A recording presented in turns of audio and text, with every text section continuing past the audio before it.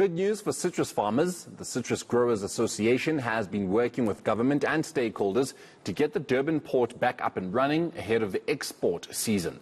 Now, let's discuss this further with the Chief Executive Officer of that association, Justin Chadwick. A very good morning to you, Justin. Thank you so much for joining us. So, how soon can we, or rather can the Citrus Growers Association expect the port to be open?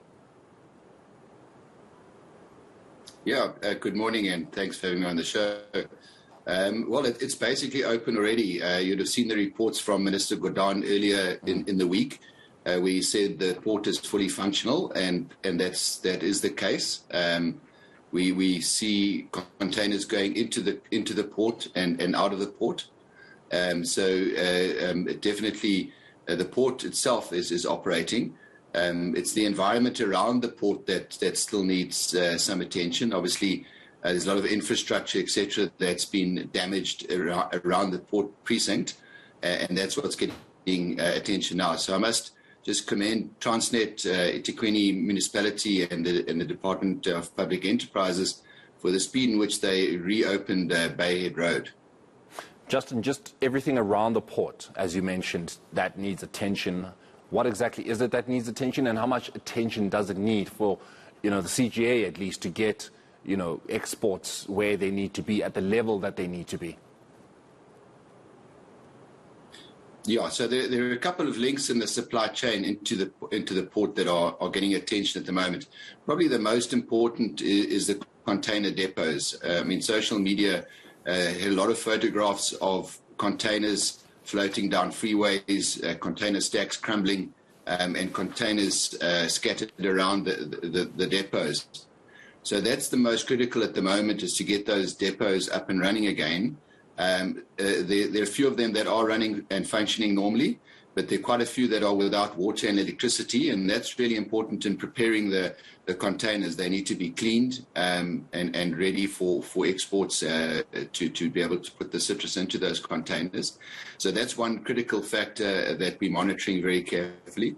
And the other is the cold stores. Fortunately, the cold stores weren't damaged from the floods. Some of them were cut off for a short while, but that seems to be back in play again in terms of the access roads to those cold stores. Fruit will be coming down to those cold stores, so we'll be monitoring how much of those cold stores are filling up, so that we can notify exporters that the status of those cold stores and whether they should still keep sending fruit down to the port. So those are sort of areas around the port that we need to monitor and make sure that there's fluid movement of fruit as it comes into the Durban precinct.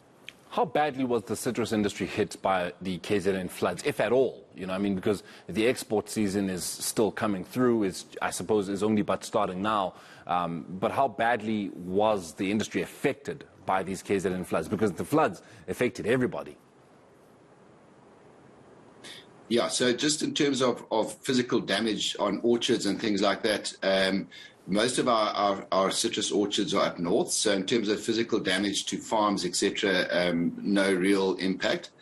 So the impact really is on flow of fruit into the port and out of the port. So the impacts really are on the early lemons, and we're really starting to ramp up our grapefruit season now. So there are delays in terms of the fact that some vessels are skipping Durban for a while, and that's understandable. If they can't offload their cargo or load their cargo, then they're going to go to Port Elizabeth ports and offload there. So it is impacting on in terms of that, just delays in terms of getting fruit onto the vessels and into the market. Unfortunately, we're not in the bulk of our season, as you mentioned earlier, and so the impact is not as great as it would have been, say, if the same had happened in say a month's time. Let's actually look ahead to a month's time. I mean, it obviously is a bit difficult to preempt, to predict, to throw forward to something that you now most likely will not be experiencing. But if it was that case, that the ports were not to be opened in about a month's time, that's when the citrus season is now starting its peak export period.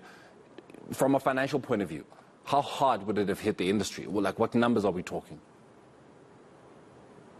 Yeah, so I mean, firstly, if the fruit had to stay at home completely, then that's a loss in terms of the fruit that's been prepared and the orchards that have been prepared for export fruit, and it's a very costly business. It's a lot of preparation, etc. goes into that. What would happen if the Durban port was closed for an extended period would be that growers would divert their fruit down to Eastern Cape ports and Western Cape ports, and that comes at a huge price tag. And unfortunately, at the moment, the economics of citrus farming is looking really bleak. Freight rates have gone through the roof. Input costs have increased. Fuel and transport costs to the port are at all-time highs.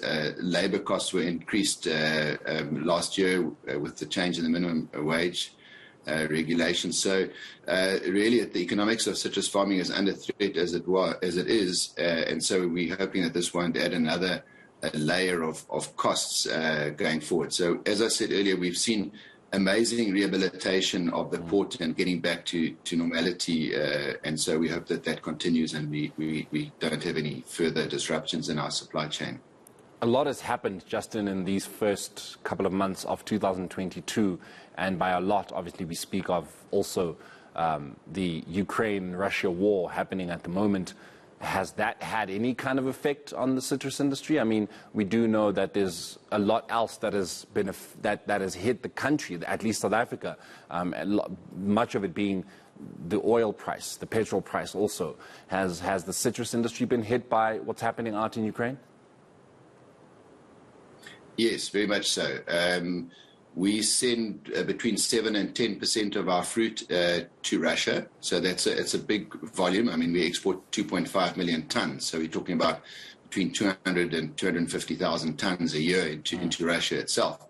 So, that is impacted. Obviously, traders are looking at ways to access Russia. The people in Russia still need to eat. So we are looking at ways of getting the fruit in there, but it is complex and it is more costly.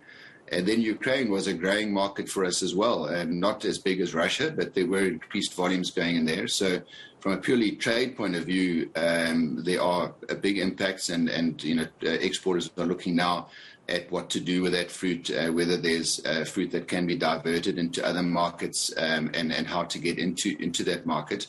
And then, as you mentioned, the other effect is on fuel prices. I mean, we all know what's happened there, and that's what's driving the freight rates. Apart from the shipping congestion around the world, the increase in the oil price is also influencing those freight rates.